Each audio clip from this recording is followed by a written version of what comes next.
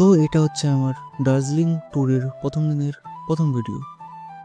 আমরা আজকে রায়গঞ্জ থেকে দার্জিলিং যাচ্ছি আমাদের ডিপার্টমেন্টের স্টাডি ট্যুরের জন্য। যদি তোমরাও আমাদের মতো খুব কম খরচে দার্জিলিংয়ের স্টাডি ট্যুর করতে চাও, তাহলে তোমাদের জন্য আজকের এই ভিডিওটা। তো সকালে প্রথমেই আমরা রায়গঞ্জ থেকে বারসই এবং বারসই থেকে শিলিগুড়ি জংশন যাওয়ার জন্য জেনারেল টিকিট বুকিং করি, যার মূল্য কেবল 75 টাকা।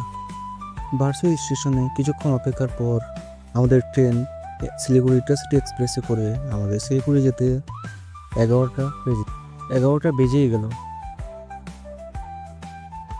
এরপর আমরা শিলিগুড়ি থেকে দার্জিলিংয়ের জন্য শেয়ারিং ট্যাক্সি ধরি, যার জন্য আমাদের মাথা পিছু 200 টাকা করে পড়ে। যদি সুযোগ হয় একবার হলেও দার্জিলিং ঘুরে আসতে পারো, অনুভব খারাপ হবে না, এটাই গ্যারেন্টি আমি দিতে পারি।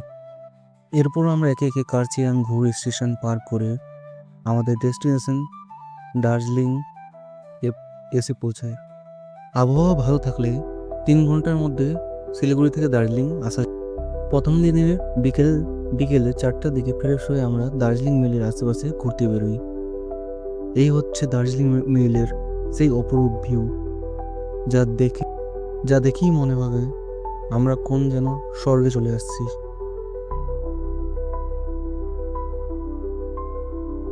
এই হচ্ছে কিছু হাতের তৈরি জিনিস, যেখানকার লোকালরাই নিজেরাই বানায় বা পাশের নেপাল থেকে ইম্পোর্ট করে খুব কম। এরপর আমরা দার্জিলিংয়ের ঐতিহ্য মহাকাল টেম্পেলে ঘুরে আমাদের প্রথম দিন শেষ করি।